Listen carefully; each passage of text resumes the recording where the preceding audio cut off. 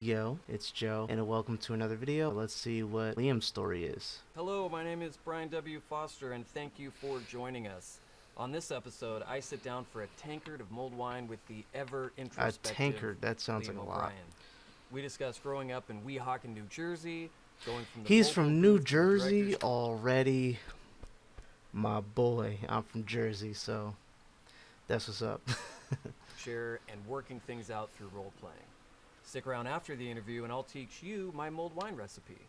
All that and more on this episode of Between the Sheets. Enjoy. Ba-dum-ba-bum. Ba-dum-bum. Ba-da-ba-bum. Bum-bum. Liam, Yes. thank you for joining me. Oh, Cheers. Cheers. What do we got here? We got mulled wine. A nice. Mulled wine, that does not sound appetizing, but that's got to be something else with the name. But that's a weird name. Anyways. Wintry drink for this nice wintry day. It's like 38 degrees here in Los Angeles. Oh yeah, two Irish guys sitting in a tavern drinking spiced wine. What happened? Makes perfect sense. What happened? Well, when I asked you what you wanted to drink, this came up as one of the options. It's true. Why? I like the holidays. Yeah. I do like cold weather, even if I just have to pretend like it's cold. That's weird to me because a lot of people who grew up where there's a lot of cold weather end up preferring a place like Los Angeles where it's warmer most of the year. False. I prefer cold weather personally. It's cold a lot in Jersey, but I still prefer the cold. That's just me. I'm more comfortable in the cold. But then I, having grown up here and in Las Vegas and places where it's so hot, I crave the cold weather. I am ruined and can't go back. And I was never going to come here, ever in a million years. Now I'm kind of ruined. You're But stuck. That's Los Angeles. That's LA. Yeah. Once you're in, you're in. Unless Siren. we kick you out. You follow the siren song and they sing you in. Mhm. It's so charming, it's so beautiful, and then you are maimed across the rocks. And Yeah. your legs are broken and you can't go anywhere. By the time you get close enough to the sirens to see who they are, it was Destiny's Child all along. Beckoning you, taking you, Destiny's Make your Child. dreams a reality. I've learned something already.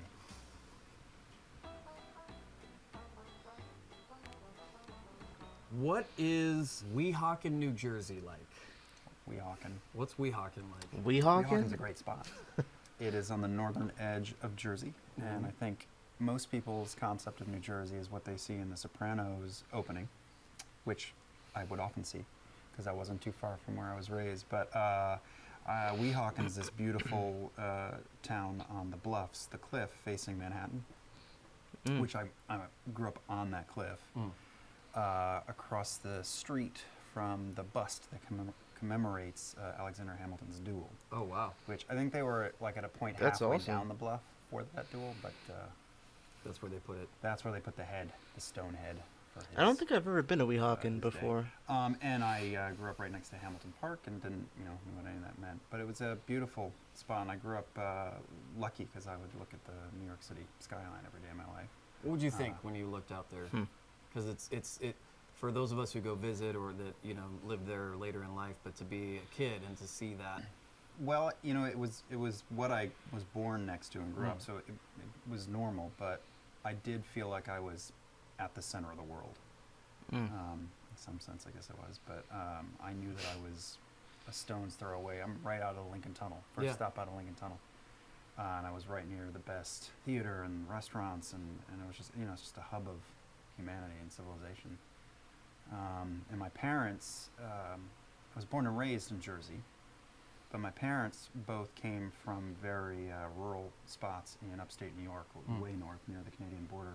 So I have Oh, that wow. juxtaposed to the hustle and bustle. I just felt like I had every bit of culture and history that America had to offer at my fingertips. And then when I got old enough to sneak into the city, I would do that and go buy Doc Marten boots and pretend to be cool. Yeah, that's one thing I will say about the hustle and bustle. I'm not a fan. For me, I found that going to southern or more southern states in the U.S. I've had family in Virginia and stuff like that, and that's not even that far away. But even going that, five 6 hour drive to Virginia from where I am is like it's like a completely different world. Like it, I feel like people that are just so used to the hustle and bustle kind of don't take much time to worry about one another or be courteous to one another because it seems like people down south are a lot way more relaxed and they just the way that they go about their day is just super chill. But the other part of that too as well is that they're all super polite. Like every time without fail that I would go over there, if I were to go into a restaurant or if I were to go into a store, you could just start talking to anybody in there, and it's like everybody's just mad cool and polite, and they just are courteous and they're personable down there. Um, Juxtapose that to New Jersey and New York, where everything's just go go go go go, and I don't have time to worry about anything else. I gotta do what I gotta do, and it's a constant, constant. You're constantly rushing, constantly going, doing something. Whereas, like I said, just a couple states away, it's more than a couple, but you know, you get what I'm trying to say. It's just the energy is just so much. It's very relaxed, and I honestly prefer that to the hustle and bustle. Uh, but you know, to each their own. There's pros to that as well. But I definitely would say that I would enjoy I would enjoy that the southern hospitality, if you will, is a very real thing. What kind of kid were you? My sister at the time, my older sister would say an annoying one. There was a lot of time spent in the back of cars on car trips going with her telling me to shut up, but the Yeah. joke is on her. Yeah, doing it to annoy her. Yeah. Yeah, Yeah. I did a little bit of that growing up. I was very awkward. I had really curly hair. I could was see not just by slick. that picture. I was not a lady killer at an early age. None of that. Thank God. I remember playing spin the bottle in 7th grade, and the bottle spun, and it landed on me, and the girl said, "No, I'm not kissing him." Really? Yeah, yeah. Damn. Why? Shot down. Did you? You said you had curly hair. Yeah. Did you maybe feel like if you slicked back your hair and dressed nicer, is that why you went and got Doc Martens? 'Cause after that you were like, I'm going Yeah, to the you know, city. in high school I getting some did Doc do that. I Martens. buzzed the sides of my head and tried to do. I was a faux skater. I didn't know Yeah. how to skateboard really, but I dressed to that aesthetic for a Mm. year, sophomore year. The aesthetic is cool. I don't know. I was just sort of a goofy nerd. I can definitely dig this skater punk rock aesthetic. You know. Was fitting in something that mattered to you a lot, or did you grow out of it pretty quickly and realize I kind of am who I am, or? For about 5 seconds, I think in grade school, which was at a Catholic school with nuns. Mm-hmm. I wasn't raised Catholic. It was just a good school in the area. I went to a Dutch Reformed church. Wow. But I think all through grade school, I was oblivious to any of that until I got to like the end of 8th grade, and I was like, oh, well, I'm interested in women, girls. Maybe I should start to care, and that carried over to like the beginning of high school, and then I found my sort of drama club, breakfast club, pack of goons, and enjoyed that. So like for a second, I was like, what do I gotta do? Do I gotta wear cologne or what those guys are? Fuck it. Yeah.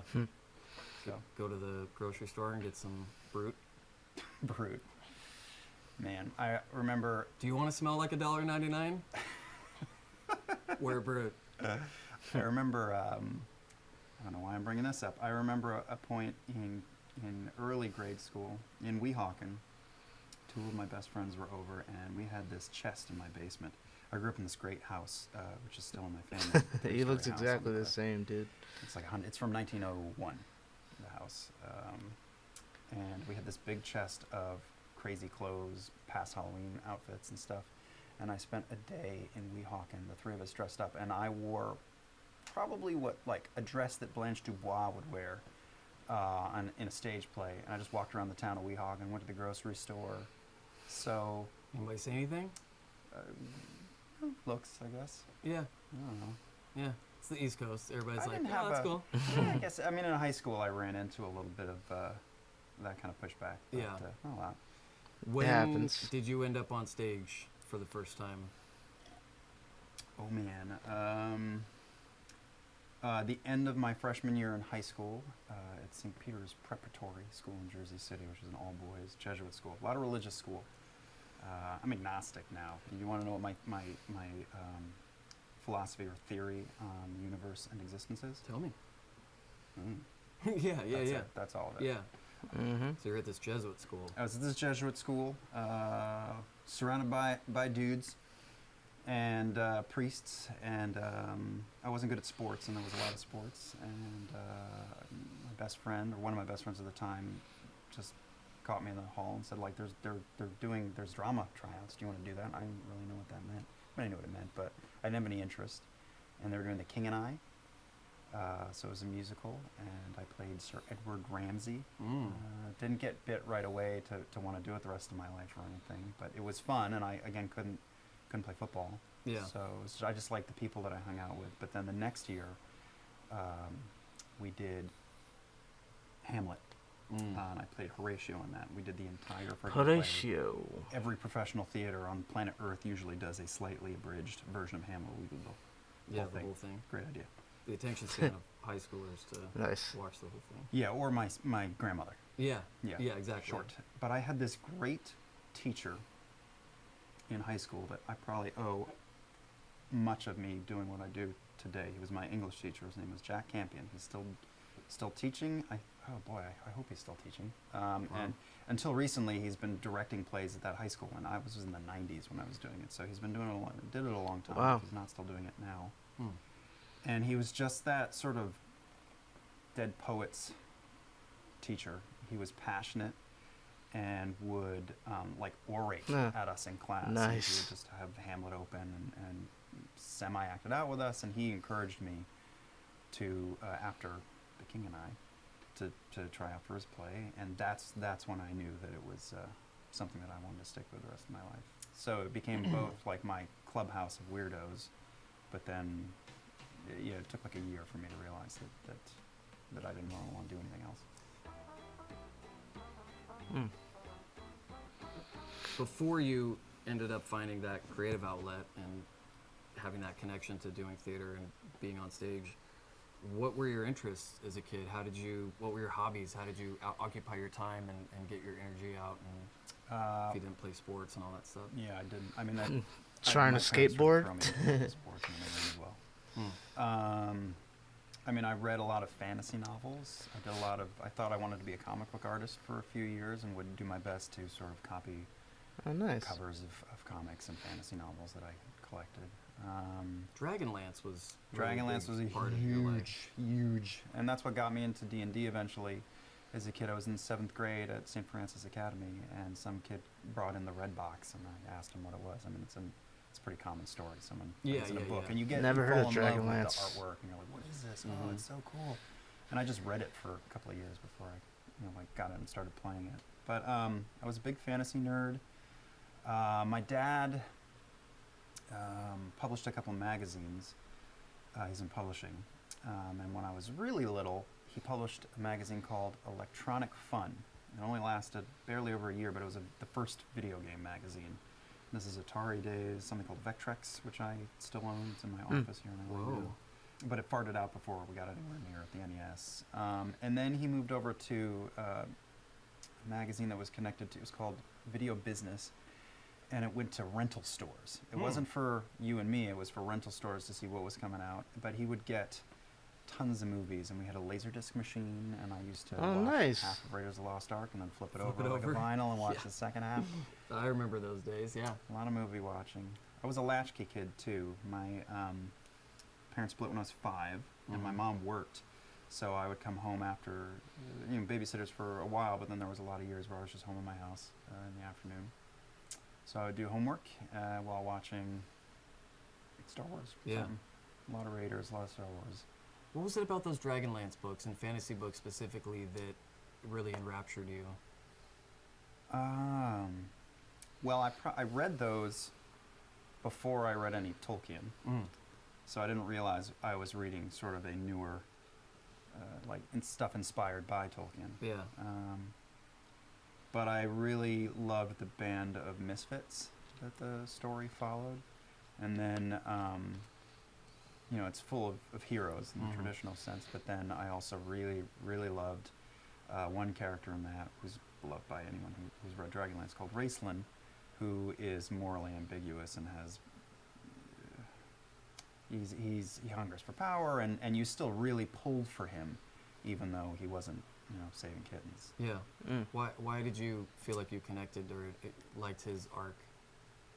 I don't know if I knew why at the time. I just knew that he was compelling, and I don't know. I mean, looking back now, I like things that are complicated, and I don't think that any of us are perfect, and that if we do heroic things, it's in spite of our misgivings and fears and doubts. Yeah. Heroes are people who are afraid and keep going, or you know what I'm talking about. Yeah. But yeah, I love those books, and I collected every kind of art book or book of maps or anything connected to it, and started reading. Damn, Dragon huge fan. magazine, and then I actually stopped. I was really into Dungeons and Dragons as a young teen for 2 years, and then I think when the theater bug bit, then I was like, well, this is what I'm doing. I'm serious, and maybe that's not as serious. What? So you can't have both? Yeah. And then I went through college, and then somewhere on the other side, I ended up in the first business I got into, which is all the video games and animation. Yeah. And was able to Obviously, chop peanut butter together. he came to see that you can have both. High school drama, you have this teacher who kind of believes in you and encourages you. How does that lead to NYU? Well, The prestigious NYU. the huge NYU, many acting students in it at any given time. Well, I'm very lucky. I had parents who supported me through the entire thing. So, it's not that easy for a lot of people. But I didn't want to do anything else, and my parents were a little surprised and supportive, but nervous, because there are not a lot of examples of people, making a career. I think when I got to NYU day one, the teacher came out on a stage, and I studied at NYU at the time. I think still has 8 studios, so 8 different places where they're dividing up lots of students. And Damn, each 8 studio studios. or school teaches their own, swing on acting. And the one that I went to was started by David Mamet about a decade before I'd gotten there, so his students were teaching us. It's an off-Broadway theater. The first professional job I ever worked was at this theater in a Pinter play. Oh, wow. That one of my teachers just plugged me in, just chose me for. Another lucky step in a long line of lucky steps. But a teacher came out on that stage. It's on 20th Street in Manhattan, and told us anyone who could imagine themselves doing anything else to get the fuck out. Wow. Because the Damn. percentage of people who go on to make an actual career and a living and able to financially support themselves only from acting is something like, I think, is it 2% or 4%? Yeah, it's going to be. And I'll tell you this, at my age, I am not one of them, and I never have been. I have never been an actor who has supported himself just off of acting. Just off of acting. There yeah. were support jobs for ages, and Wow. then you wandered into this forest of anime dubbing at first, which led to video games and more traditional animation. So the entire time that I've been working in this funny farm in Los Angeles, I've been supporting my acting career with directing, with writing. So I've never been straight up 100% actor. When they said that at the theater and said, That's pretty imposing, dude. Imagine going into something that you love. Even just hearing, even if you are about that life when it comes to whatever it may be, just to hear somebody say, yo, if this isn't something that you can, if this is something that you can live without, leave. Because this is not for the weak-hearted, for the weak-minded. Like, you got to be about this 100%. That's pretty intimidating to, But I mean, at that time, if you get to that level, I'm sure this deterred a few people, but for the most part, you're gonna have some people that are like, no, I'm here for a reason. And people like Liam who kind of continued in that realm. But I mean, shit, that like I said, that's pretty intimidating, man. But just because it's intimidating, if you have a passion for it, go for it. You could be one of the people in that group that are able to really make something out of it. And even if you can't, I mean, look at Liam. He hasn't been able to just do that, but he's able to do that as well as use his other hobbies to cultivate a comfortable, happy way of life and career, and he was able to make a nice group of friends out of these different things. So, you know, sometimes it's a good idea not to put all your eggs in one basket, but at the same time, if you do have a passion for it, go for it and you know, go hard at it.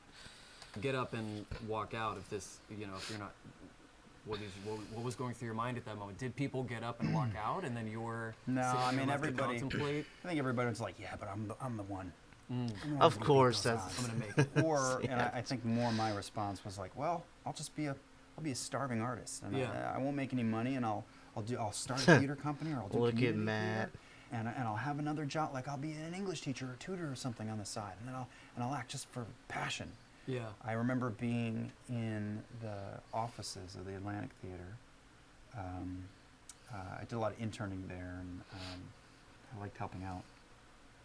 And I was sitting next to Neil Pepe, who was the artistic director there. And someone came in for a meeting with him, and I was just some stupid kid. I didn't matter to their conversation, but he said, "Oh, Joe," or whatever his name was, like, "this is Liam. He's a great student here, great actor. We love him here, and he's only ever going to act when once he gets out of here." And then both adult men went, "Ah, ha, ha, ha, ha, ha." Because you had said that Oh, before, wow. and so were they poking fun, or were they just saying? I think that Neil knew that I had that sort of starving actor mentality. Yeah. Like, I don't care, man. I'll do anything. I'll mop the floors if you'll let me, play a guard with a spear in the background. I love this. I'm Yeah. here for the long haul. Damn. I mean, it does sound like they were poking a little You bit said of fun that at him. Hamlet was the one that really made you go, "This is it." Do you think, whether subconsciously or not, you were looking for something to throw all of your passions into? Do you need it? Did it have anything to do with the fact that your family was split up and things were a little bit unconventional, and you were looking for an outlet or something to latch onto in that way? I think I was pretty aimless. Like, things weren't really tough for me, Yeah. per se, as a kid. Yeah. I think the toughest thing for me as a kid, maybe, and I had great parents. My father's still around. He's on the Jersey Shore. Loves me. He's proud of my career. But when my parents split, I nice. lived with my mom. And I would say, like, the hardest thing for me as a kid was just wanting to be around my dad more. yeah. I saw him a lot. But I lived in the house in Weehawken, and my dad lived in a couple of towns over. And so I'd see him almost every weekend. But he also worked really hard. He would do some traveling. So, like, there was always an urge to spend more time with my dad. But my mom worked hard, and so I think I was left to my own devices a lot.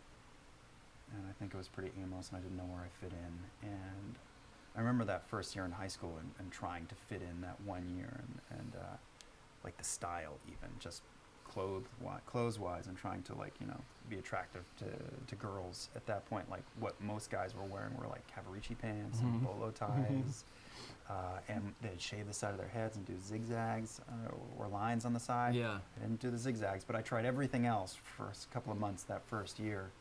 And I was like, I don't know, this isn't feeling right. And then when I got into the theater club, and actually I should rewind, I did public speaking as well, which was called forensics, not in the Dexter way. Interesting. Public speaking, so there was within forensics. Oh yeah, oh wow, you did forensics. Nice. That's what I did. That's what I did in speech and debate. That's awesome. There's like competitions around the country. There's Yep. Debate, and there's drama, which I didn't do. Two people, you could either do a monologue by yourself, or two people do a scene, Yeah. or reading prose and poetry, Mm-hmm. which I did. Really? Oh, and nice. That's what I did. And like the through line from forensics through theater to voiceover work that I do now, to even to our kooky little D&D show, I think like a love of language has been the unifying theme through it all. But back to your question. Yeah. I think I just sort of fell in love with the goon squad The community. that was doing drama. Yeah. They just felt like those were the gypsies, the weirdos. Actors have thousands of years in history of being like scoffed at, detested, scorned. Which is thought of, crazy, like, dude. prostitutes. Mhm. A lot of people don't know that either. Like, acting was not was not it, so to speak. It has more recently become a thing that has been given a lot of praise, and you can you can be wildly successful as an actor. With that career path and with that passion. But yeah, like you said, dude, and I didn't know this until I did forensics in speech and debate. When they would talk about these things, and I'm like, dude, there's no shot, there's no way. But yeah, believe it or not, it was not a was not let's just say not a popular thing. That detested, scorned, thought of like prostitutes, outsiders, and I guess that resonated with me. Mm. And then you traveled and did theater stuff, right? Mm-hmm. What kind of places did you go to? Did you travel mostly just the U.S.? Oh yeah, all the U.S. Yeah. So first thing I did out of NYU was a bunch of my friends formed a theater company called the Peregrine Theater Company, and it was just us renting black box theaters and raising money and doing plays. So I did that for like a year, and I mopped floors in rehearsal spaces and did data entry and Wow. temp work and all kinds of jobs like that. Tried bussing tables for 1 week and stopped. And then within that first year out, one of my acting teachers, Karen Kohlhaas, is her name. She just said, you're going to be in the hot house. And sat at a table with Harold Pinter and the rest of the cast, who were all Atlantic members, and just couldn't believe that I was sitting there. And, Good for him. Again, lucky step that she just picked me up and popped Yeah. me in. Yeah. Whole shebang happened. Got an agent, started auditioning, and started doing regional theater. So I went to Salt Lake City, theaters in Florida, in other parts of New Jersey, New York State, and that was like 3 or 4 years. It wasn't that long before I came out here. Mm. And then the sort of breadcrumbs that led me out here, I guess, were I was doing a 4-man version of Romeo and Juliet in Cincinnati, and that was a play that got done on the Lower East Side in New York and was like a big indie hit in theater at that point. So The 4-man version of it? The 4-man Yeah. version. The premise was that it was you only ever heard Shakespeare's words, but the premise was that it was for sort of like prep school students sneaking down to the basement of the school at night. You never heard them say anything, but the way they acted and Yeah. set it up, and then they just sort of started jokingly reading the text of Romeo and Juliet, and then little by little becoming the characters. Yeah. I played Juliet, and actor who works a lot in our business here in town named Crispin Freeman Mm-hmm. was the nurse and Tybalt. Oh, wow. And he and I became really good friends on that trip, and he was already down the sort of anime dubbing rabbit hole, and would talk a lot about that and show up with a different, like, Princess Mononoke shirt or something every rehearsal day. He knew a lot more than I did about it at that point. And we just became friends, and very soon after we got back, when we were in New York, he said, I'm auditioning for this new show being done by so-and-so. Do you want me to recommend you? And he did. In L.A.? No, Oh, this it was was in New here, York still in still. New York. Okay. So I did. Oh, There wow. was very little. That's so cool. Of that kind of work in New York at the time. Right. Maybe less or none now. But I booked a couple of good roles in the few shows that they did there, and was still doing theater. So when 9/11 happened, Mm-hmm. I was in Florida doing a show, and my girlfriend at the time, who's my wife now, she would temp. She was an actor at that point too. She would temp at 2 places: the Ford Foundation up on 40th Street and the World Trade Center. Wow. And I had no idea where she was that morning when I got woken up by a phone call. Oh, my none of God. those phones worked, and so I'm in Boca Raton, Florida, wandering around in the heat in the morning, like breaking apart, not knowing where my sister worked in the city Whoa. at that time. They found each other and she was okay. She wasn't there, but she found my sister and a couple other people they knew and made their way to the ferries on the west side of the island. Mhm. Took the ferry over and then got up, like, again, my home is right across the river. Yeah. So Yeah.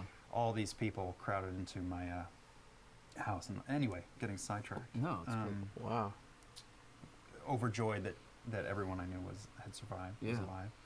And then my girlfriend was supposed to visit me the very next week, and so she came down, and we're like, well, we're going to get married, and we're going to leave New York. So it was a huge sea change, and I was never going to go to LA or try to be in front of a camera. I was just going to be on the boards, be like an anonymous, hardworking actor, I thought. And my perception of Los Angeles was, fake and glossy and just not for me, I thought. Fast forward to now, I love it. I love LA now. Wow, man, that's Was it hard to leave scary. New I'm York? glad Yeah, everybody was leave- okay. Yes, it was. Yeah. I It mean, was. I thought that I was going to die in New York. Yeah. I thought I was going to be around. I always knew that I was going to have kids, and I thought that those kids would be within a stone's throw of their grandmother and grandfather. Mm-hmm. My sister worked in New York for a long time. I just was used to being close to my family. I was very close. I am very close to my family. So to leave was disorienting. But That's- I thought, just go for a year or two. It'll be an experiment, and maybe something will happen with this VO stuff. Yeah. And it took like 6 years for this to feel like home, and now I can't imagine being anywhere else. And I have 2 Californian kids. What kind of stuff did you do when you first got out here, voiceover-wise? Was it mostly anime, where a lot of people get their start? Well, the first year I just tried to get jobs. It took me a while for anyone to Yeah. take that first swing. Yeah, because if you only have theater really on your acting resume, it can be some appeal for a voiceover. Yeah, but it helped in New York where the pool of actors there was all theater people. Mhm. But in LA, there's a billion actors. So generally, yeah, like, do you have any VO experience? And I remember this was in the 90s, so I had a demo that I made of my very little tiny bit of work on a VHS tape. Wow. Yeah. Nice. I went to an anime Had a little convention demo reel. and met Mary Elizabeth McGlynn Yeah. for the first time, and like she was promoting a Cowboy Bebop Probably, movie at that yeah. point, and Cowboy she looked like $1,000,000 Bebop. bucks. She looked like an angel, Still dressed does. all in like, of course. Of course. But that day she was dressed in like this white pantsuit, so she looked like a holy being. And I walked up after a panel like a goober, and I was like, Miss McGlynn, I love Cowboy Bebop. And Ugh, this is my I demo, love and you. this is my, like, I think VHS tapes were like this big. About that size, About yeah. that size. Yeah. Handed it over, so we have a laugh about that. And did you continue to do any theater while still starting out in voice acting once you got to LA? I did. Yeah. I did here. And I never wanted to stop. I didn't stop doing theater until the birth of my first child. Mm-hmm. And I just needed to buy diapers. And I got to the point where there was like overlap. The last play I did was here in town at a really good theater called the Geffen. Mm-hmm. I did an Arthur Miller play. And I was with Neil Patrick Oh, yeah, Harris, yeah. and Laurie Metcalf, Oh, nice. and Len Carrier from Sweeney Todd. Wow. It was an amazing Legendary. production. Laurie Metcalf was like a hurricane. Yeah. She is such a powerful actor, and Yeah. I just played like the goofy neighbor next door, Frank Luby, I think the character's name was. But I would stand in the wings and watch her. She's like she's a small framed woman, Yeah. but she was the biggest human being Personality in the and theater. thing. Yeah. Wow. While I was doing that show, my wife was pregnant, and in between, before the show and after my scene in Act 1, through intermission, I was upstairs in the green room adapting anime scripts so that I Wow. could make ends meet. Wow. And, for them, it was like doing a show. It's kind of like summer camp, right? It's like, oh, I got a TV grind I'm doing, but I get to go and escape and play on stage. And for me, like, it's like, oh my God, all right, I'm here. I'm not making that much money, so I got to keep all these other Irons in the irons fire. in the fire. Mm-hmm. And then my son was born, and again, diapers Yeah. aren't free, and the voiceover and game and animation stuff was starting to throw itself at me. So at that point, I was just like, well, this is fun. I love it, and I'm good at it. And you get paid for it. And I you get can paid for it. Provide for your Yeah. family and Yep. support them. Mhm. Do you miss theater? Do you miss being on stage? And Yeah. yeah, Yeah, I sure do. Critical Role scratches that itch Mhm. very, very well. yeah. But yeah, I do. There's that live element. There's the Yeah. collaborative, Mm-hmm. improvisational That's right. stuff. That's right. And we really are, I feel like, in a very, very real sense, a theater troupe. Like, we know each other's ins and outs, and we're so comfortable with each other. and Yeah. It's so easy to play with each other. Almost. It's so interesting how he's able to really take that passion that he had and put it towards Critical Role. I feel like that's like a huge thing for everybody that's part of the team, part of the crew. It's just so easy for you to just jump in and do something like that. Like, even if you haven't necessarily played it before, which a lot of the people in the crew I've come to learn, we know they didn't know what it was and never played it on a whim, and they enjoyed it. But it's so nice that they have that fun way of practicing, kind of, and honing their own skills. Uh, and they're with the fun group of people, and that's what Critical Role is. So it's just another way for them to just hone their skills, have fun, and they've been able to start a very successful business out of it. And it's a beautiful thing, man. It's a keeping the what do you say? Keeping the irons to the fire. You know what I mean? So that's just another one right there, man. Almost everyone has some sort of theater experience in their history, and Yeah. Yep. I think all of you A work lot of the crew. together. You have a chemistry where you all know when to lead and when to let the other person lead, and et cetera, et cetera.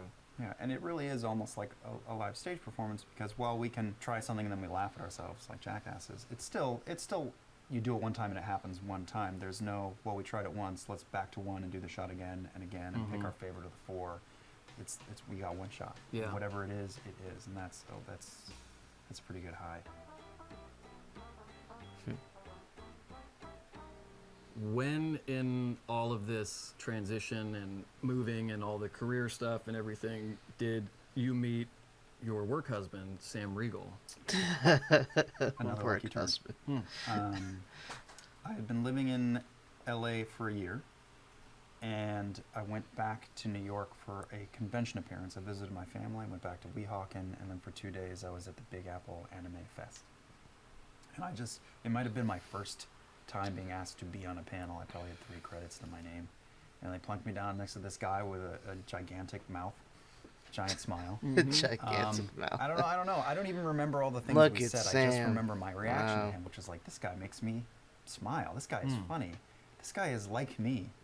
And we just gelled immediately. And this is in like the minutes before this panel started. And it really was like, hi, I'm Sam. Hi, I'm Liam.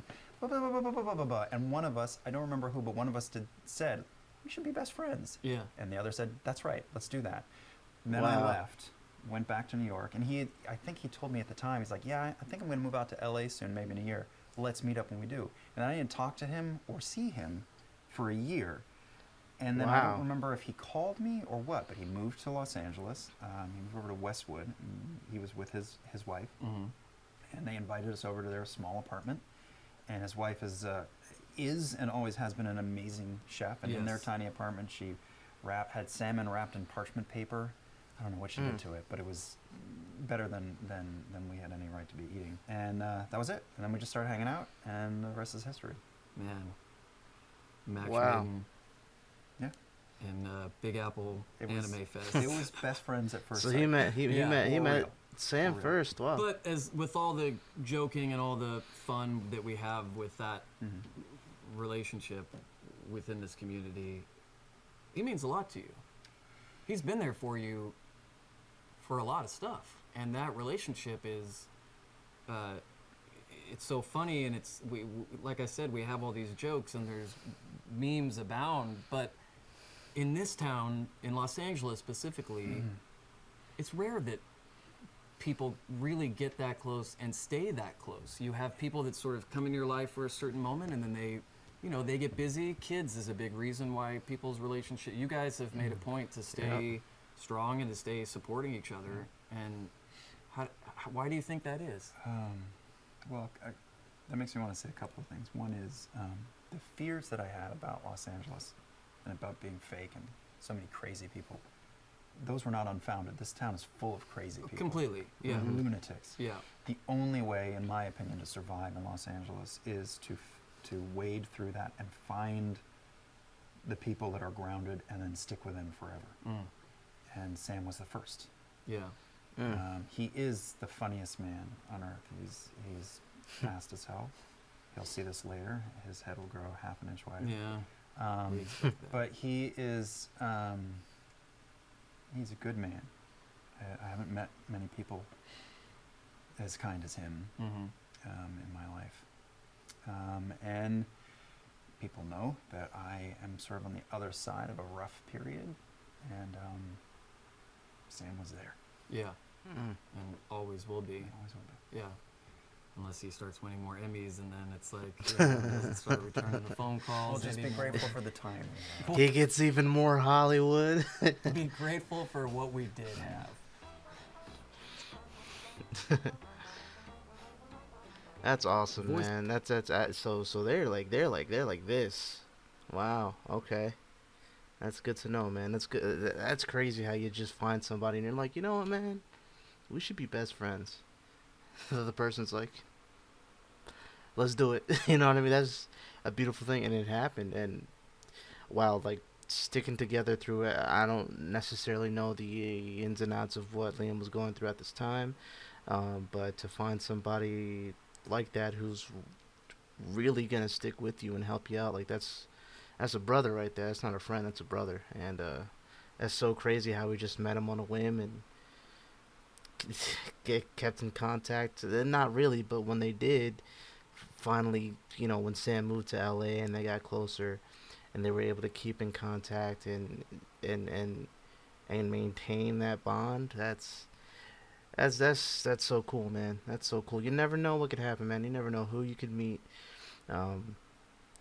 you know, through your travels or through what's the word? Through I don't want to say chasing your passions. There's another word I want to use, but you get what I'm trying to say. You know, through that, you can find some really great people who are not only just as passionate as you, but have the same passion as you do. And, you know, you can just click. That's great, man. Good for him. Good for them.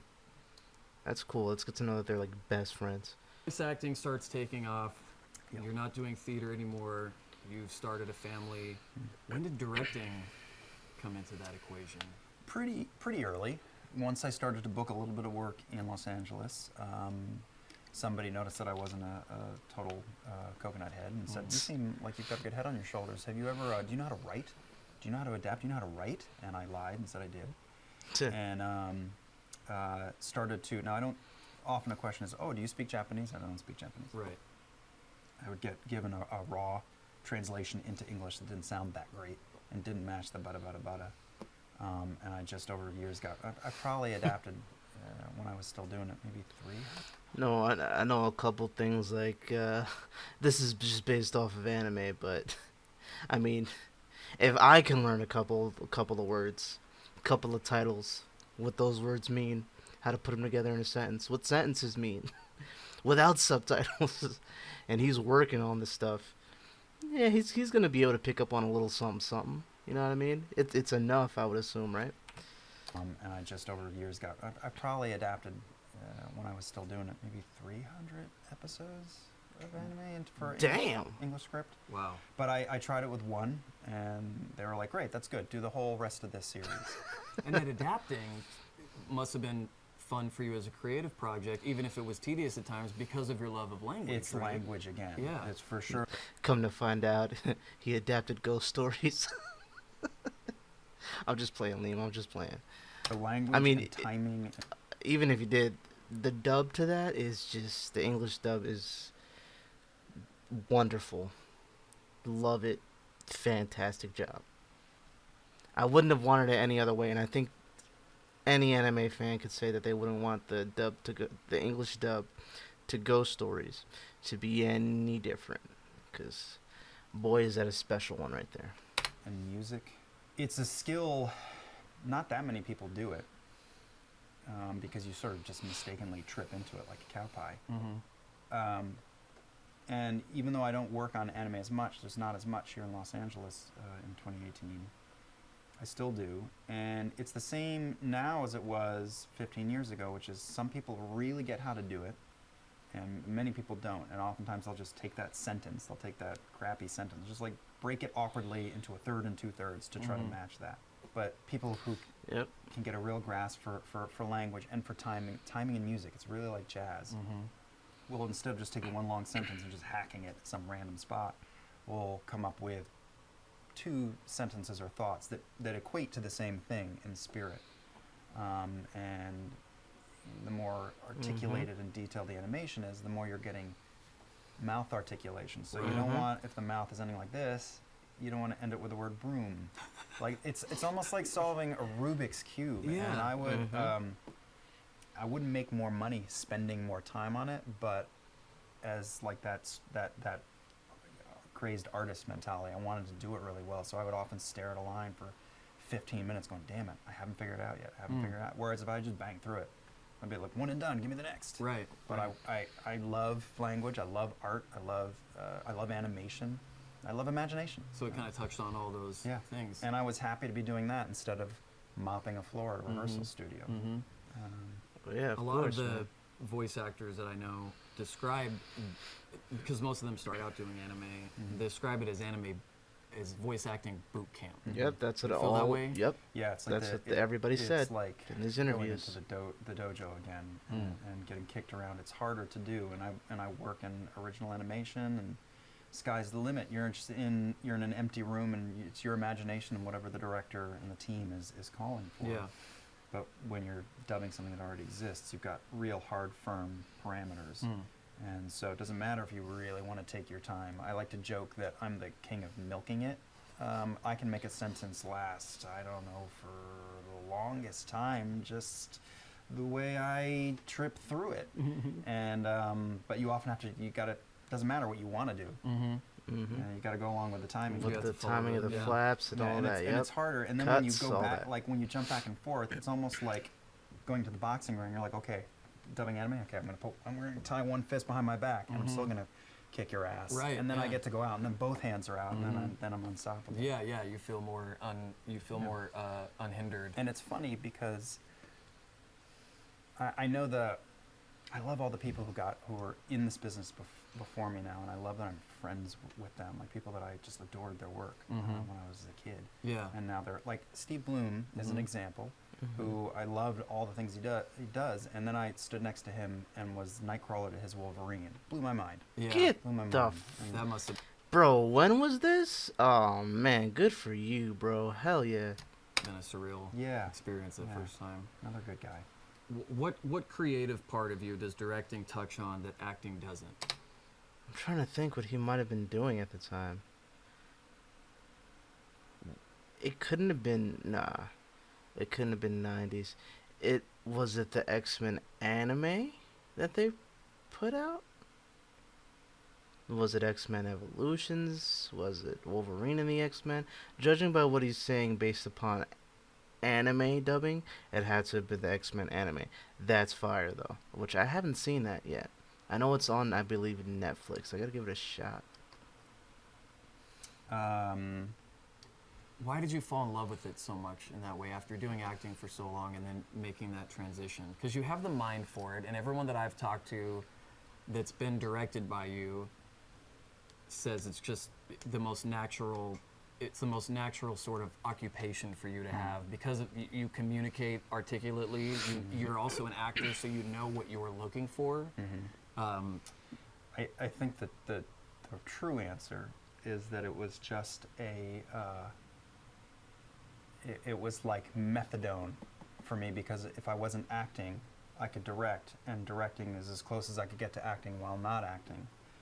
And oftentimes when you're working on games or animation, you only see your small part of it. You're not seeing the bigger picture, whereas if you're in a play, you're there for the whole rehearsal, you're seeing everyone else's scenes and everybody else's work, and you've got an idea of the whole thing. But you show up to be a character in a cartoon. Sometimes you're just in there. You have 2 lines and 3 scenes, and you're gone. Yeah, you do your voice lines. You don't know So how. I liked directing. Made me feel like I was plugged into an entire story again, and I had to think about everything. And at its core, I love language and storytelling, and I just felt like I was getting more for my time than Soldier B, Yelling Grenade, Get Down. Right, But even like right. if I had a good role, it was still just a small wedge of an entire pie. It's kind of what Taliesin was saying as far as like his love for directing.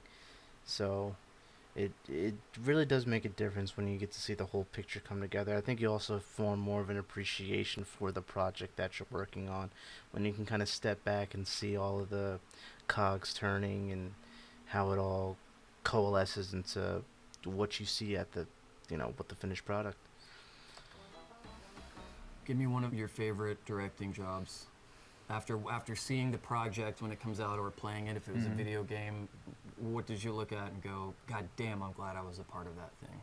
All right. Well, the first one is weird. Okay. It was the first thing that I directed. It was an anime series called Koi Kaze, which I have no idea why they tried to bring it to the States, because it was about a brother and a sister who fell in love. Oh. And it wasn't Koi titillating, it Kaze. wasn't porn, it wasn't goofy, it wasn't comedy at all. It was a sad, melancholic story.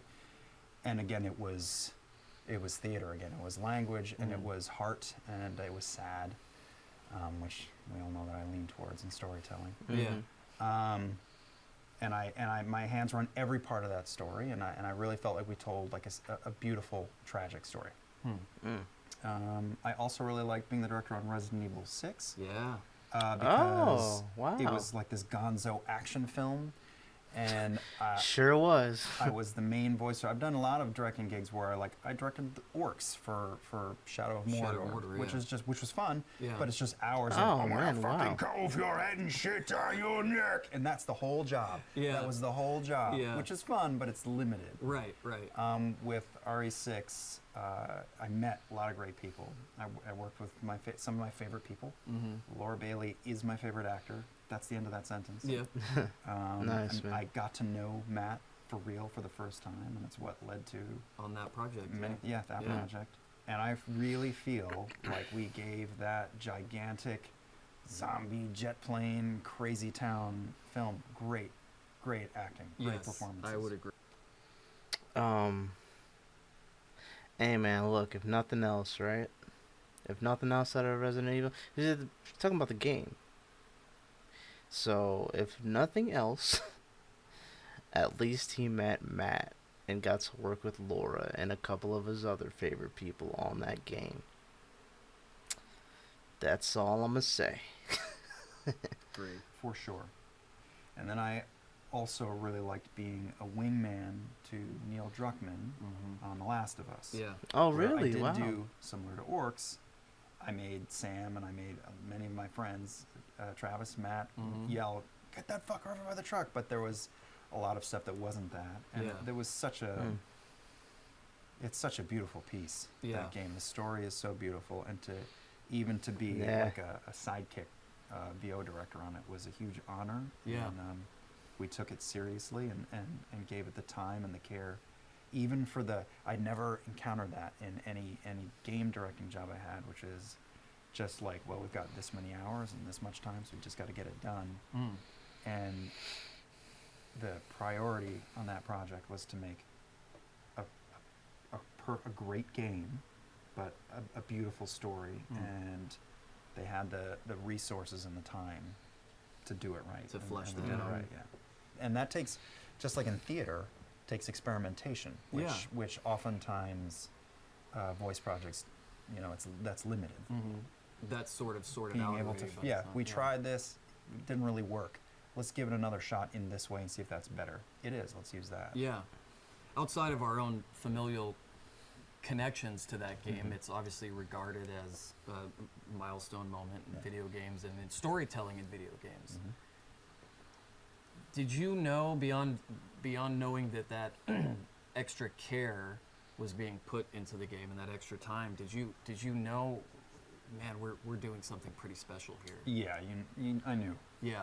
Absolutely. Everyone I know that worked on it had a moment where they went, this might be a bit of a game changer. Yeah. We have to preserve that. I got Yeah, The Last of Us 1, I must say, I'm just to interject real quick, really, really, really good. They do a good job with the characters, building bonds, building rivalries, building, just making you really love some people, making you really hate others, and really making you question morality. They do a good job of just showcasing some of the really horrible, gruesome, visceral things that you would have to partake in, you know, during a zombie apocalypse.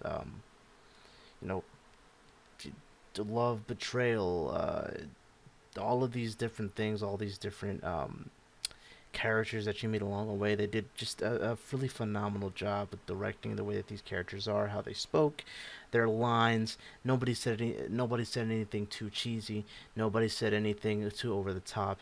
Everything was like just right. And it was a game that made you think. The gameplay it's a fun game. It wasn't anything groundbreaking as far as gameplay goes. Maybe as far as the visuals were concerned, sure. Especially for the time when it came out on the PS3, but like the characters and the story were definitely the game's strong suit. The Last of Us 2, I would say that it does the same thing, but in a different. It increases the gruesomeness and the negativity that comes with living in that world for a prolonged amount of time, and it really puts it out there on Front Street. Uh, and I really enjoyed the game. Even to this day, I enjoyed it. Um, but the difference between it and The Last of Us 1 that I will say is that I did play The Last of Us 1 a couple times. Never played The Last of Us 2 more than once. Um, like I said, great game and it was fun. Um, give it that's what the difference is, I would say. The difference, believe it or not, is that the gameplay of the second one was the strong suit. The story and the characters, there's a lot of divisiveness with that. But anyways, I've been talking about that for too long. Let's just get back to the video. But yeah, great. Just long story short, my point is great project. Great job, Liam, and everyone who worked on it. The first one, definitely. Second one, like I said, I enjoyed it, but definitely the first one. got to see some early scenes before, before it was released to the public, and there's just the leads in that show are unparalleled. Yeah. Ashley is entrancing in that role. Mm. She has Show? Am I missing something? Was there a show that what I just? like about Ashley. I'm thinking about the video game. Like a sense of unguarded openness and honesty that beyond No, they're making a show. He's still talking about the video game. Okay. what I'm used to with other actors. What makes for a good experience with you in the director's chair?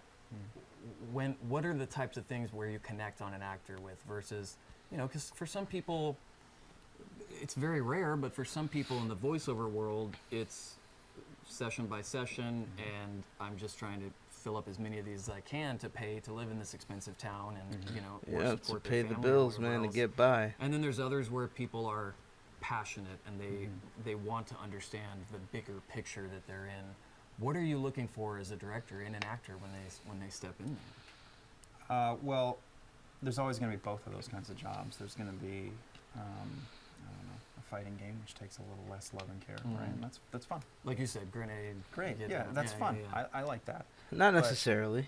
As performers and creators, you obviously also want time in the ring working on those deeper dives.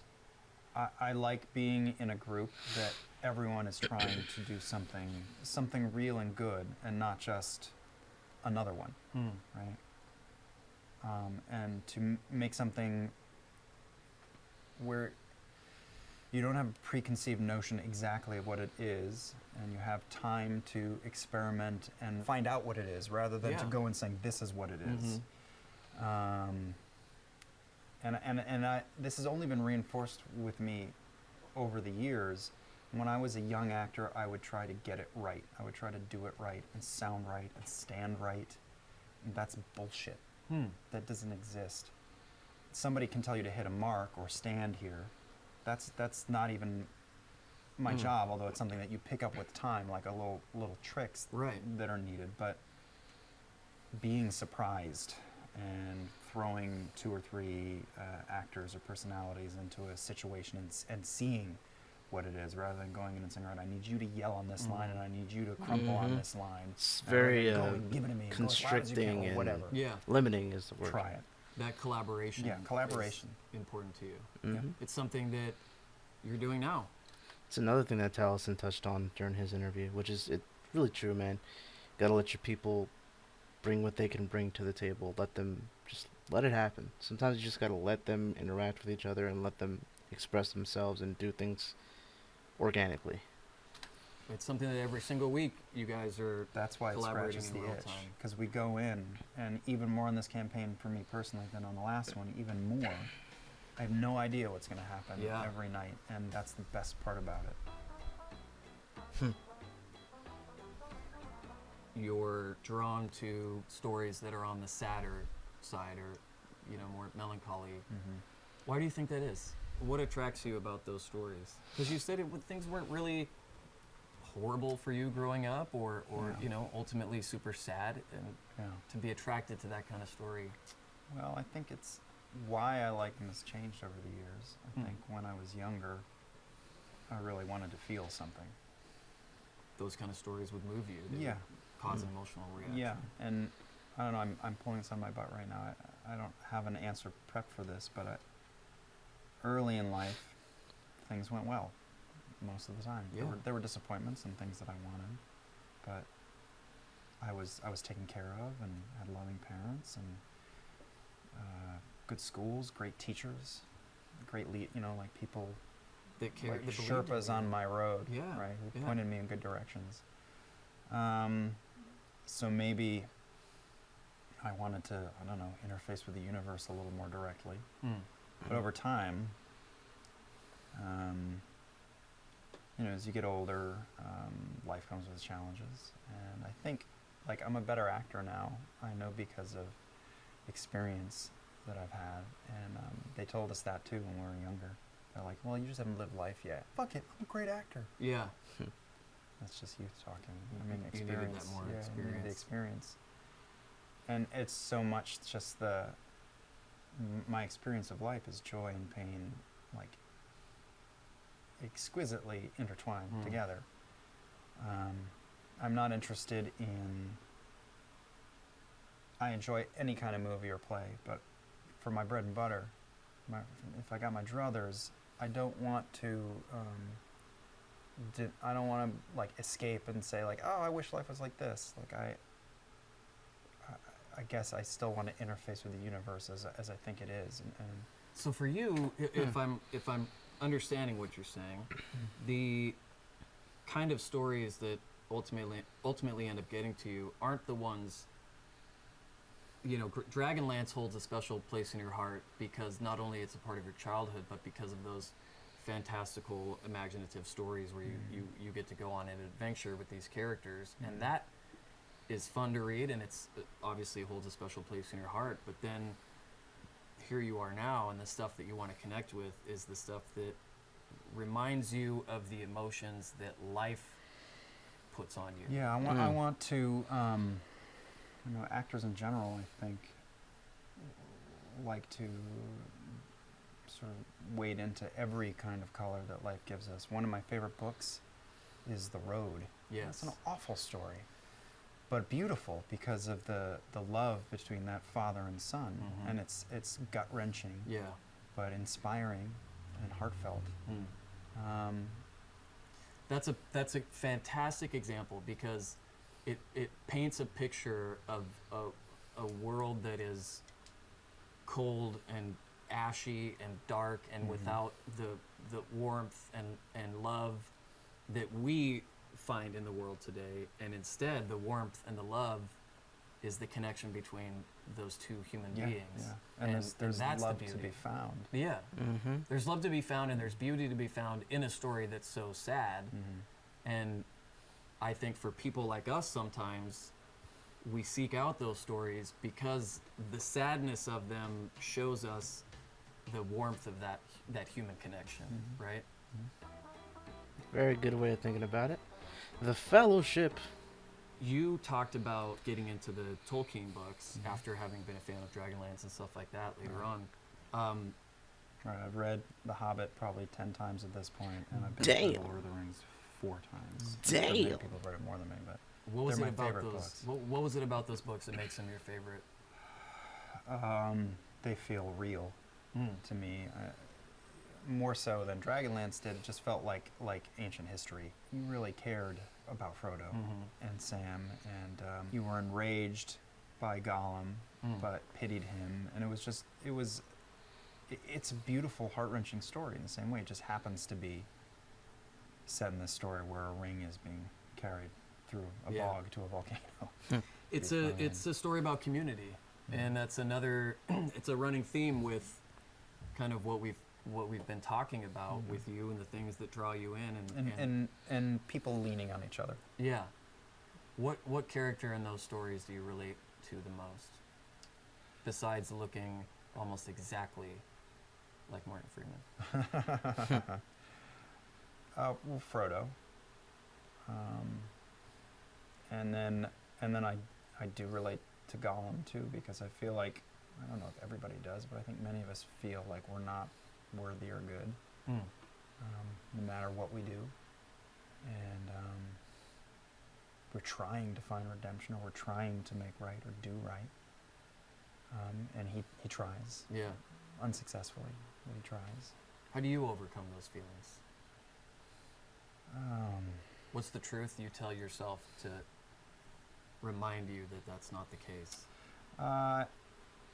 Or is it someone speaking into your life? I think you know, in moments that I can think clearly, I think that nobody is perfect. None of us are. That's just a construct. And we're doing the best we can. We can inspire each other to do better. I try to be forgiving of myself and everybody as much as I can. What's harder for you? Because I'll tell you my answer, but what's harder for you, to forgive yourself or other people? Easier to forgive other people. Same, easily. Sure. Why do you think that is? I'm always I was just fascinated about to by say, this I because wonder, it's how like, it is why for me, is and that? so I ask people all the time if this kind of subject comes up. I think before he answers, we're the most critical of ourselves, but we also know like every little deep, dark little secret or skeleton that we may have. And it's easier to forgive somebody else because, not to say that we don't know their skeletons, but we can easily, we can assume that they are, like you said, they're not perfect, but you know, they can change. Why can't they change? But when it comes to us and being able to forgive ourselves for stuff that we messed up with, or things that we need to change, we may know that it's a little bit it's a lot harder than that for us personally. We don't necessarily know all the little ins and outs of somebody else's transformation or enlightenment, I guess, if you want to call it. I don't know what you would call it, but it's definitely a lot harder for us because we know nobody knows you better than you do, you know? So we know just how difficult changing may or may not be. I was 5, 6, 7, 8. Let's see what Liam My says. best friend is a guy named Adam Drucker. He's a rapper now. Oh, wow. Goes by the name Dose One. Awesome. Very talented. His dad was the cool dad who introduced me to a million like comic books and Miyazaki. And anyway, I was at a birthday party at Adam's house when I was like 7 or 8. It was a slumber party, and the next morning, we're around a table and we're eating Life cereal or something, and Adam started good-naturedly ribbing me about some girl. Like, you like her, don't you like her? Did you kiss her? You're gonna kiss her? And I was embarrassed, and my feelings were hurt, and I felt like I was being called out in front of a bunch of other. Why are you making fun of me? I was like, you young idiot. And I took a spoon of cereal and I went and sent it across the head, and he looked stunned that I'd done that, and his mother was like horrified that this little prick he was joking around with me. Yeah. This little shithead flung food across the table at him, and years later I still every once in a while I'm like, why did you do that? Yeah. Why did you do that? Yeah. Why did you do that? You shouldn't have called me out like Yeah. that, Brian. You shouldn't have called me I out. agree. Why you called me out? I agree. A few years ago, Dude, you is that did a wind call or for rain me, outside? or an email or something. I don't know if y'all can hear that, but hold on a second. Hold on. Was there some inclement weather that I was not aware of? Yeah, wow. A storm. Cool. Sorry if you hear the wind in the background. Something, and there's an interest in you doing motion capture and doing the voice of Gollum. And did you freak out? What was that? Did it almost seem like, oh no, I can't because it's too close to me? No, I was ready to go. Okay. I was ready to go. I was in that period of time where I was watching Laserdiscs. I was also watching the animated Hobbit Yep. from back when, which Yes. is a very different Gollum than the Circus. Yeah, it's Yeah. very interesting one. Very different. Yeah. But I could do a very good impression of Circus's brilliant performance from the films. But I was Yeah. like, well, that's a parlor trick. No, nobody's going to want that again. Right. Not realizing that, oh, well, if you have a successful movie franchise in the modern era, they're going to make as many things connected to it as possible. So Yep. audition came down for maybe like a real-time strategy game. And I was like, this is it. They want it from the movie. And I did an impression. I heard about it So from you another auditioned. actor. And I was like, I contacted my own agent. I was like, I heard that there's Lord of the Rings, then he Gollum. Yeah. Here comes mine. And booked it. And Yeah. then so I did Gollum in a couple of games that weren't performance capture. And then I just got a call one day going like, here we go. You're putting on the suit. Wow. Which was massive to me. That first day, you're there, you're covered in the tennis balls and the Velcro and all this stuff, and you walk out there and it's the first take. What's going through your mind? They're going to realize that I shouldn't be here. Imposter syndrome. Yeah. Immediately. Yeah, immediately. Yep. Interesting. How long did it take for you to That imposter overcome that and syndrome. feel like, okay, Something I'm everybody putting dealt in with, some it looks good like. work here. I had to see it on the other side. Once you saw the performance. Yeah. Mm. Yeah, and married to the excellent work of the animators.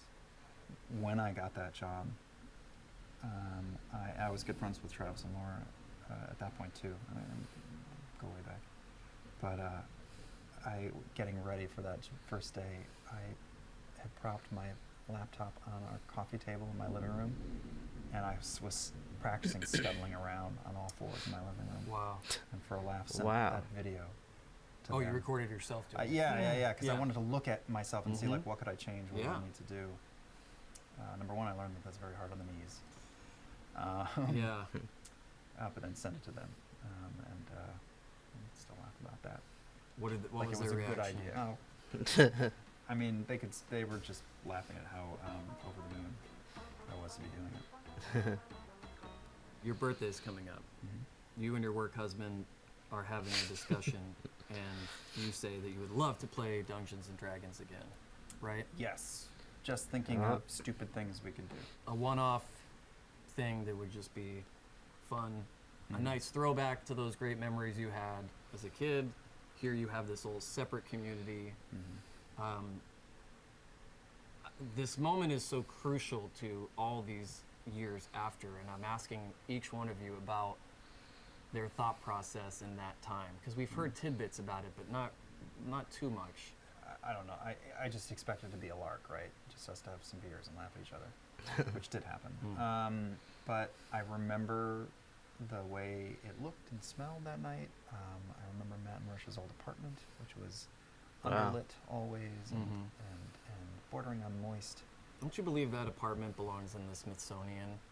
Just saw it out of the building. Iconic place where so many dick jokes were born. You know? I also remember how much fun we were having and looking around at the people in the room with me and going like, I can't believe that these cool people agreed to come here and do this ridiculous thing, and holy shit, that guy is good at this. Wow. I will never forget Travis's like slow, muddled reaction to everything for that first game. I think he thought he was coming to play like battle chess, Yeah. and didn't realize that it was. I mean, I know there's many different kinds of players, but clearly we're a bunch of play dorks, so that's what it was going to. It had to be that. Travis brought up how naturally Laura took to the role-playing aspect of it. Normally with people, there's a period of uncomfortability, and you're Right. not really sure how to, Yeah, how, there was how much no- to do. Where did you fit into all that? Yeah, Laura had no sort of social anxiety about it. No, like I'm an adult. I'm pretending to be an elf. There was no. It was just like, well, that's what we're doing. Naturally, I'm an elf, darling. Yeah. I did not get in as instantly as she did. There was a 10 to 15 minute period of Yeah. because we were grown-ups doing it, and I didn't really know that grown-ups could do it. Yeah. I thought it was something that made sense for me when I was 13 or 14, but maybe not today. It was something, again, we were doing to be ridiculous. Like Sam and I had done other things ridiculous for that podcast. We went curling.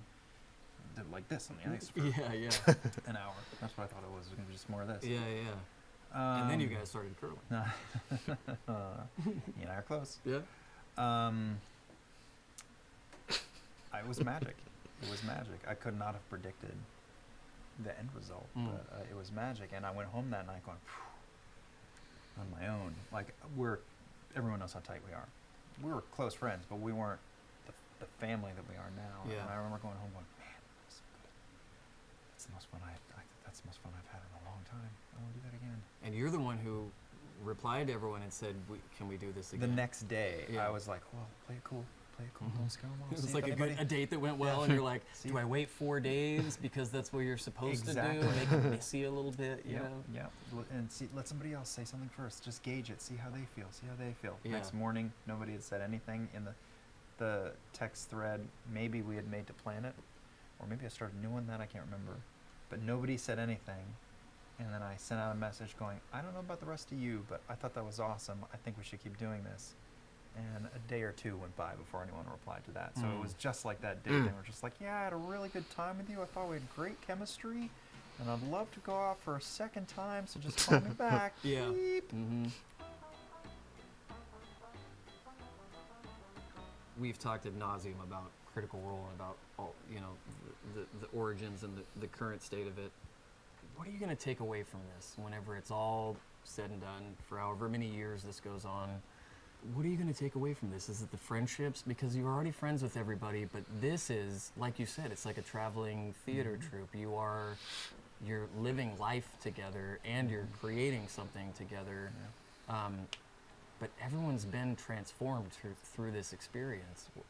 If I died tomorrow and never did another creative venture again, I would feel like I'd done enough as a creator and a lover of art and storytelling. We have created a world and a history and a story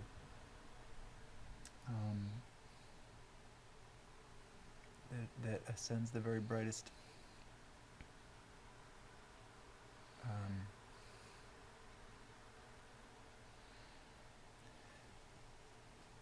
It just surpasses anything that I would do in my life. Yeah.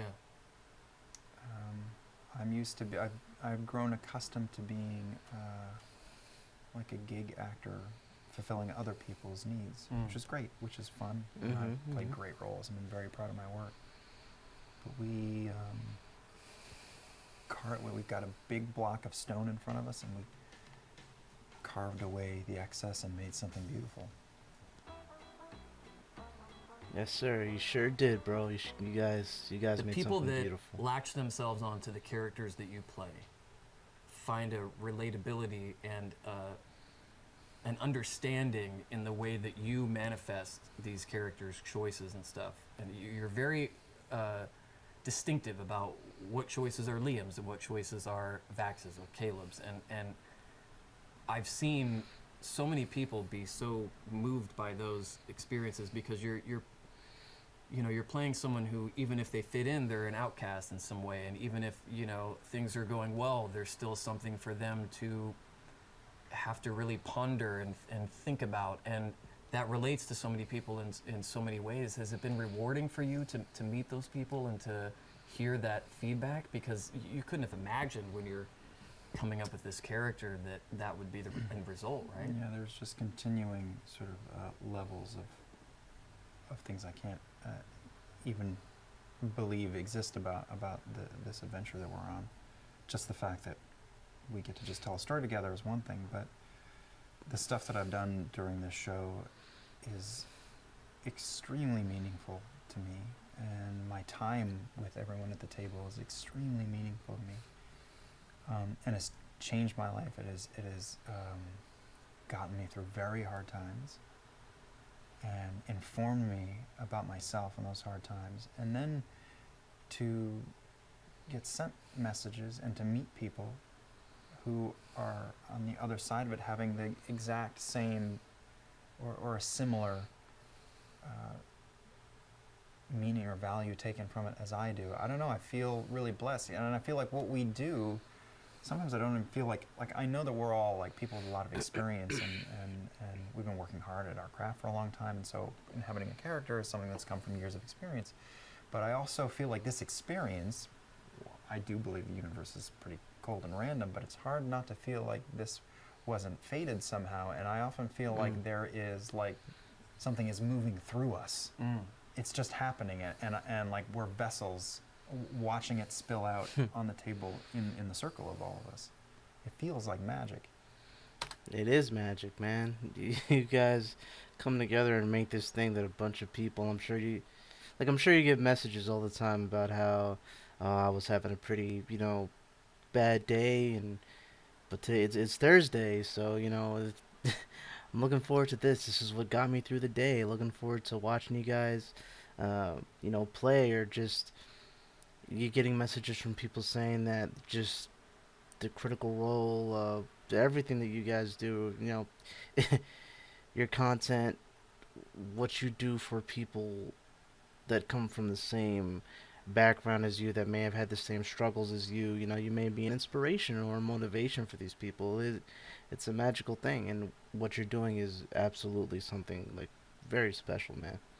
God, I've had some hard days the last 4 or 5 years, and there were times where I thought, like, I don't want to be in front of people right now, part of me. I want to, like, hide. But a bigger part of me would always say, I want to be with my second family. I feel lifted up by them and comforted, and I laugh, and I'm lucky. I don't take this experience, any inch of it, for granted. And You can tell. You can tell. Yep, you definitely can. You talked about hard times, and at the beginning, few months really of the show becoming a show, your mom got sick. I remember we went to New York Comic Con 3 years ago, and you were taking care of that situation. What was that like? I saw everyone surround you in a way, myself having been, much more removed from Critical Role at that time than I am now, but still having known you back then, watching the way everyone came around you when your mom got sick and lifted you up, like you said, in those moments where you maybe even didn't want to be there because of what you were going through, or you didn't feel like you could give an honest performance. that was the moment for me as an outsider looking in where I went, there's something special to this, even outside of the community's reaction. But going through that during this experience, what was that like for you? Well, it's one thing is that all of that kind of predates the show a bit as well. Yeah. Another thing that happened when we were still playing at home is I developed, and I still have, a condition in my ear, and it's not tinnitus, which many people, if I ever bring it up, They automatically say they think that's it's not what it ringing is. in Right. my ear. But many people with that, like over time, you grow accustomed to it and it sort of fades into the background, and that's happened. But when we were still at home, I developed a thing which, after a year of experimenting, muddling around, the doctor finally said, oh, you have what's called hyperacusis, which is a newfound sensitivity to sound or certain frequencies. In the lead up to when we were discussing that this might be a show, I was hitting the wall on that, and my mom started to get sick at the same time. So, like, there was a 6-week period where I didn't sleep. I was getting like an hour a night. I was going kind of crazy. Yeah. Oh my gosh. I almost sort of like passed out over our stove one day. I was exhausted all the time and freaking out. I didn't know what was going on. Yeah. Thought maybe I was dying. Thought maybe I had a tumor. And my mom, at the same time, who has fought cancer her entire life, it's come in waves, and she's beat it every time. So I think I lulled myself into a false sense of security that she would. Right. She's if it was going to get her, would have gotten her already. There started to be signs, and right after we'd begun the show, and it was around that New York time, she had to go to a hospital, and we thought we might lose her on that one night, on that visit. And we didn't. She made it through that night. But over a period of a year, it got the better of her. I also kind of lost her before we lost her, because sometimes it was up here. Yeah. Her personality went to, it wasn't Alzheimer's, but it was like that. Yeah. A lot like that. Happened with my grandfather. I know that it's hard. feeling. Yeah. It happened to my uncle. So, I mean, it wasn't that, but yeah, I've experienced that slightly. Yeah. A big regret I have is that my mom doesn't really know anything about all this.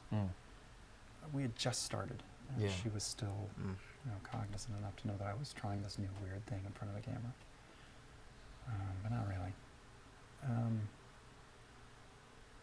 And she's in New York, so there was a lot of guilt of, I thought I'd be in New York my whole life. Taking care of be your there at that parents moment. once they Yeah. got to that age and things. Yeah. Yeah. My older sister did a lot of the heavy lifting while I was with my kids here in Los Angeles, and I would fly back when I could. But I had all that going on. I just had a lot of emotion. I didn't know where to put it, and it helped. The show helped to, to stretch it all apart, I guess. You made a choice that I think is a wise choice, which was to not show up on Thursday nights and paint a picture or wear a mask, pretend that everything was just happy-go-lucky and life is great. You brought and processed some of what you were going through into the storyline and the characteristics and things of the game. Did that?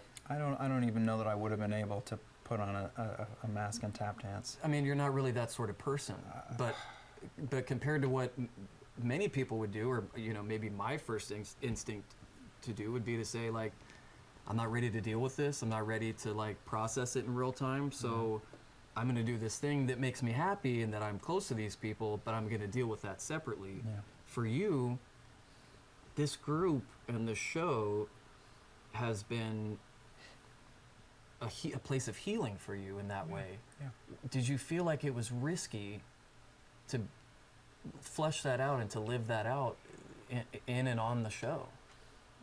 Or was it worth it for you because you knew that with this group and the safety and sort of the kind of storytelling that you're doing, that you could work this out really in the sessions? I just knew, well, a couple of things. I knew how good this group has been to me and for me in the past. And, you know, my wife was very strong for me at that time and was a huge support to me. And my second family was as well. It was a little bit like watching a traffic accident sort of like happen in slow motion, and I was like darkly fascinated. I couldn't believe the things that were lining up, and in like the last weeks that my mom was still with us, and knowing that, you know, it wasn't going to be much longer, the story took a turn it took.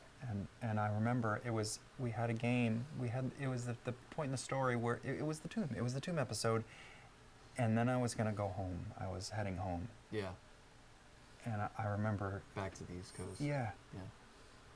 Yeah, not knowing if it would just be a visit and I'd come back. I ended up seeing my mom in the end on that visit. Mm. But I remember we all met for something after that chapter, and thinking like, I don't want to be Batman. Like I didn't know what it was going to be yet. Yeah. Like, I don't. And ultimately, it's the best thing that could have ever happened. I really got to, you know, like stare into the deep, dark, truthful mirror because of it. But I remember like a cat with water being like, I hate this. I meant to like pull the ripcord and get out, and I'll come back in a month and I'll be something else. This just seems daunting to me. Interesting. And then I went to the East Coast, and you know, I was there for the last days, and Oh man.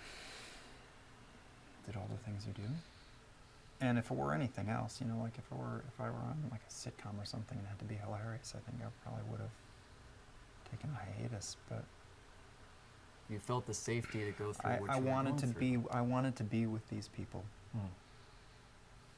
Wow.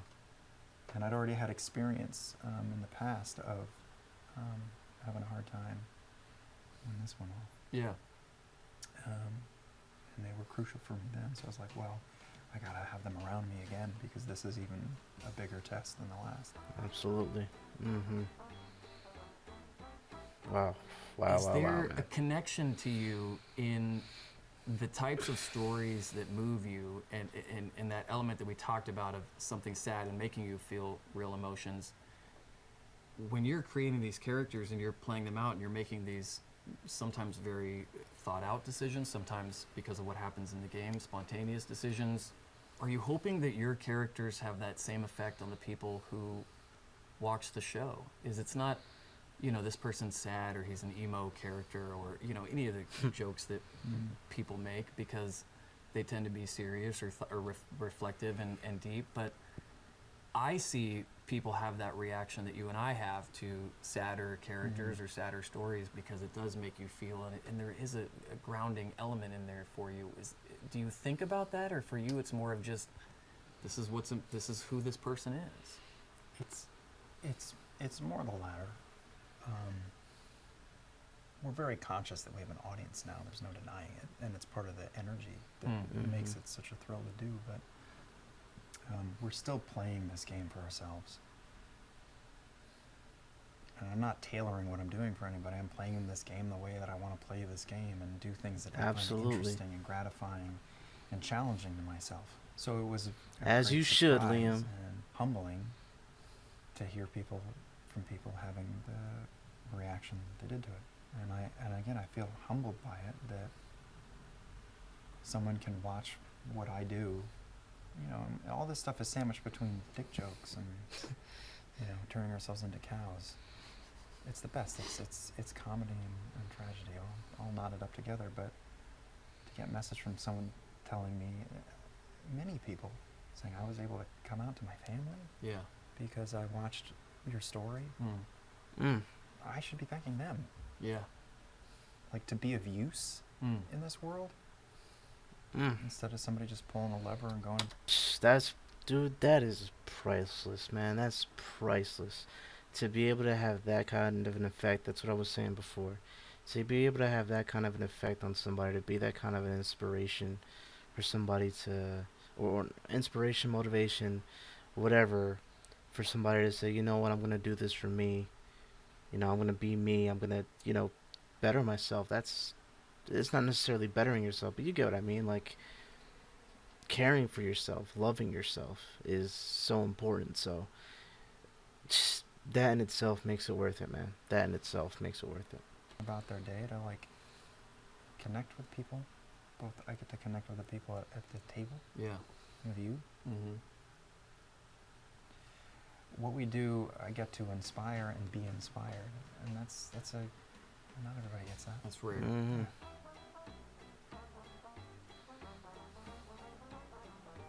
You've taken not only the game, but everything that for you is precious about the experience of the game, and now you've brought that into your kids' world.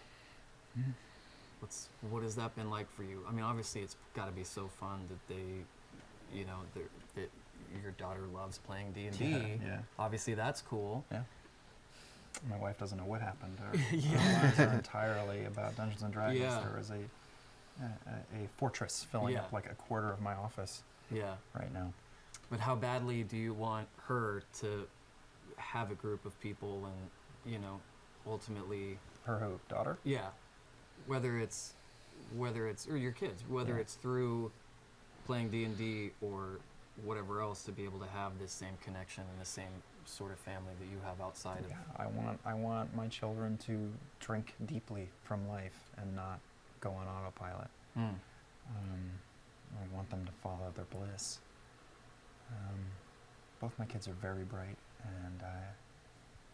and so are their friends. And the games are fascinating. Everyone should play this friggin' game. I agree, yeah. I'm watching their synapses burst and crackle around the table, and I'm watching them grow up too.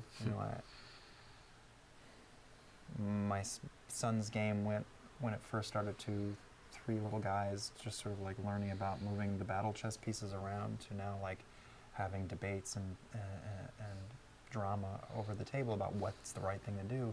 And I'm watching like my daughter and her friends. It's five girls who are 9. I'm watching them blossom into young ladies, and like them reacting to like some young knight in the game, like having a totally different reaction than they had their first, which was all about like witches and funny voices, and I'm just watching them mature. Yeah. And grapple with things, and that's why I think the game and art and storytelling is so important, because we are processing our lives. People have always wanted stories. People need stories. It's essential to understand themselves. It's when you're reading a story, you're really just considering how it reflects back on you. How is that similar to my experience? We're all looking for meaning. We might not find it, but we're all looking. You been to Ireland? 4 times. Real quick, before he goes on to that, he says we're all looking for meaning. This game is a great way to it can be therapeutic and learning a lot about yourself. There's a YouTube channel called Geeks Like Us, and they there's a playlist that you'll be able to find, which I've been looking at, and it kind of goes about how D&D can be used in a therapeutic way, or the struggles and the stresses that may come with it, and how it can be used as an outlet, as a tool to help yourself and help others. It's really, really interesting. It's just a great channel. It just revolves around D&D. I'm sure you guys have heard of it if you're watching this, and if you haven't, give it a look. And actually had Dr. Megan approached me and talked to me a couple of times about D&D, and yeah, she's part of the team, but it's really a way for you to find yourself and kind of iron out issues, um, and it's a great way to figure out how to converse with other people and how to treat other people as well.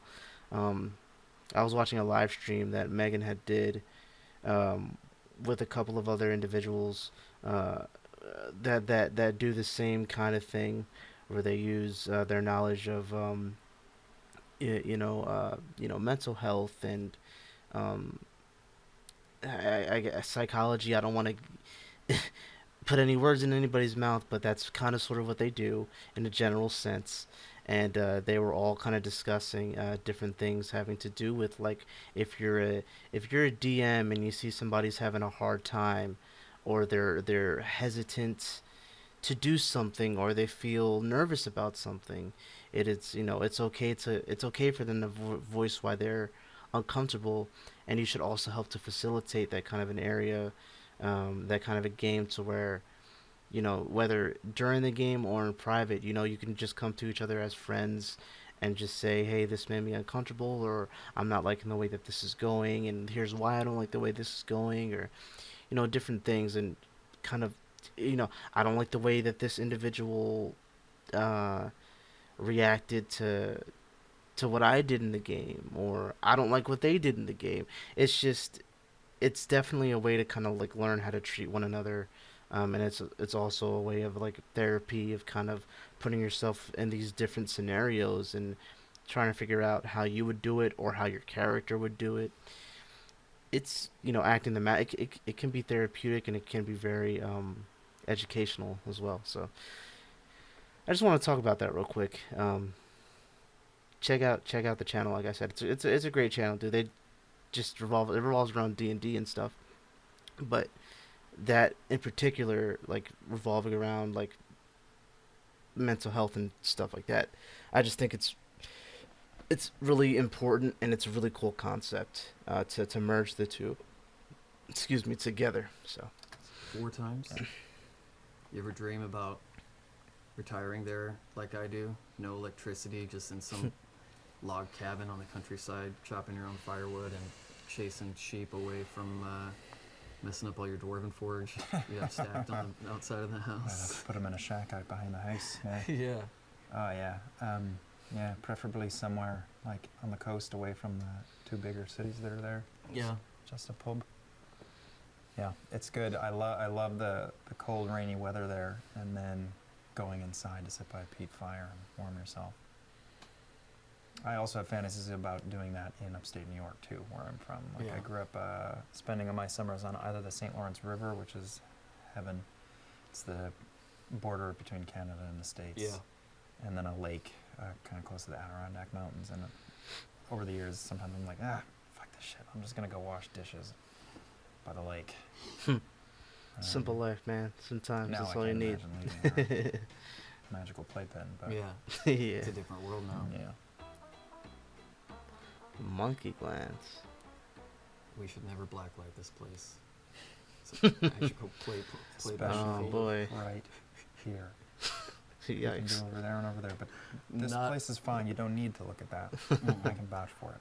No, that's like the inside of Sam's flask. Sláinte. Sam's flask. Thank you. Thanks for joining me today. Thanks for having me. It's great. Absolutely, Liam. Thank you, I Liam. could drink this Thank you, all Brian. night. Well, why don't we do Should that? we? Let's Should we just do that? Just get lost Okay. in the Is there sauce. more? Yeah, I think so. Hey, let's cancel my Botox. My 3:30. Have you had any work done? Yeah, I do a thing with monkey glands. Ooh. Yeah, yeah.